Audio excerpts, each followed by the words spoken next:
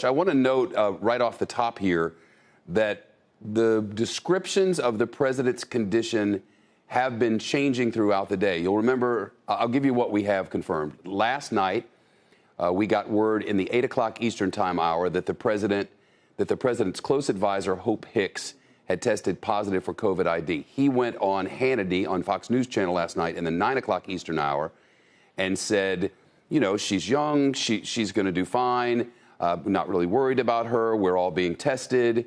And it seemed, you know, it seemed calm. It seemed like there was not a great deal of concern. The president did not give off any signals that he had been concerned. We then later learned that through the reporting of NBC News, that multiple sources had told them that yesterday the president had actually been quite fatigued and that he had a raspy, hoarse voice. And there was, just leave it at that. He had that. Then between midnight and 1 this morning, last night, just after midnight, we got word that the president and the first lady had tested positive. And then there were a series of descriptions of his condition by a series of officials within the White House. The first description that we got was that he was lethargic and had mild symptoms.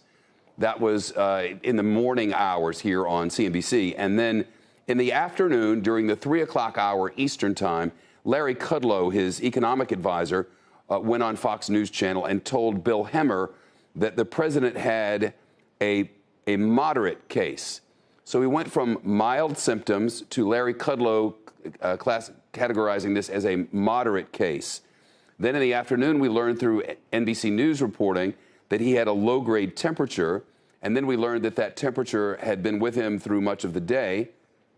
Then we learned that he'd been given an experimental treatment, that cocktail from remdesivir, and Dr. Kudlow saying it's altogether right and proper that they would give him something experimental, but he questioned which of the treatments that he would get. Remdesivir would be one option.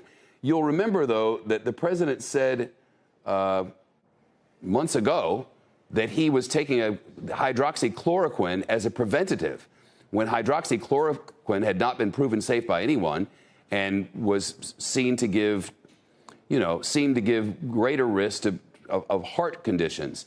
So there has been an escalation in the descriptions of the president's condition, and now we wait for the president to be taken to Walter Reed Hospital for a few days. It's not for observation. He's going to be working there for a few days. And we really, frankly, I can tell you now that we had early indications that the president might be making this move sometime in the 4 o'clock hour. Now we're reaching the 6 o'clock hour, and the move has not been made. What to make of that, if anything, I don't know. Shepard Smith here. Thanks for watching CNBC on YouTube.